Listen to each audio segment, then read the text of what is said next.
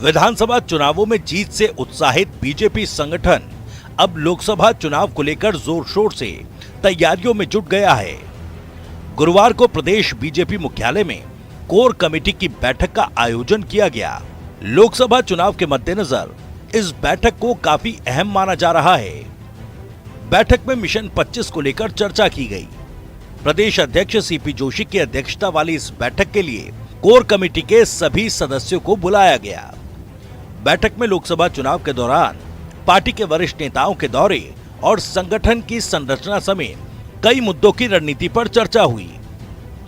चुनाव से पहले कोर ग्रुप की अहम बैठक में बीजेपी प्रदेश अध्यक्ष के अलावा मुख्यमंत्री भजनलाल शर्मा, केंद्रीय मंत्री गजेंद्र सिंह शेखावत, केंद्रीय मंत्री अर्जुन राम मेघवाल, केंद्रीय मंत्री कैलाश चौधरी, पूर्व नेता प्रतिपक्ष राजेंद्र राठौर, पूर्व उपनेता प्रतिपक्ष डॉक्टर सतीश पूनिया, उप मुख्यमंत्री दिया कुमारी, उप मुख्यमंत्री प्रेमचंद बैरवा, राज्यसभा सांसद राजेंद्र गहलोत, कनकमल कटारा समेत कोर सदस्य मौजूद रहे।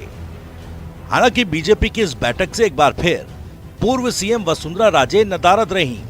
वहीं प्रदेश प्रभारी अरुण सिंह भी इस बैठक में शामिल नहीं हुए। वसुंधरा राजे का इस बैठक में शामिल न होना फिर से चर्चा का विषय बन गया है।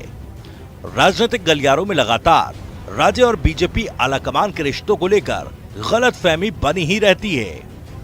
कभी कहा जाता है दूरी बढ़ गई, तो कभी दोनों के रिश्ते सुधरने की खबरें सुर्खियां बन जाती हैं। राजस्थान में दो बड़ी राजनीतिक पार्टियां हैं, कांग्रेस और बीजेपी। इन दोनों पार्टियों में तकरार के साथ ही खबरें पार्टी के नेताओं की तकरार की भी बनी रहती है।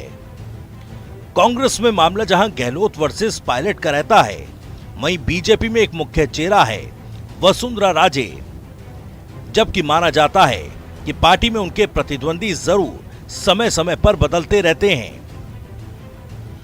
2 बार की मुख्यमंत्री रह चुकी वसुंधरा राजे इस बार भी मुख्यमंत्री की प्रबल दावेदार मानी जा रही थी। लेकिन जब बीजेपी के हाथों में सत्ता आई तो प्रदेश के मुख्यमंत्री बने भजनलाल शर्मा। अब भजनलाल शर्मा के नाम का ऐलान भी वैसे वसुंधरा राजे ने ही किया था, लेकिन जब उनके हाथों में भजनलाल शर्मा के नाम की पर्ची थमाई गई तो देखिए कैसा था उनका रिएक्शन। माना जाता है कि वसुंधरा राजे और बीजेपी के शीर्ष नेतृत्व के रिश्ते कभी अच्छे नहीं रहे, लेकिन बावजूद इसके वो हमेशा दिल्ली बीजेपी पर हावी दिखती रहीं।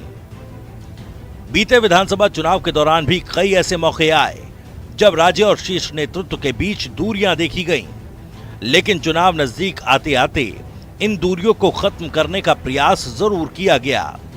मगर जैसे ही बीजेपी सत्ता पर काबिज हुई और मुख्यमंत्री नाम को लेकर चर्चा शुरू हुई तो राज्य वर्सेस शीर्ष नेतृत्व सुर्खियों में छा गया। अब जब लोकसभा चुनाव को लेकर बीजेपी जोर शोर से लगी हुई है तो एक बार फिर राजनीतिक गलियारों में राज्य की बगावत को लेकर चर्चा होने लगी है।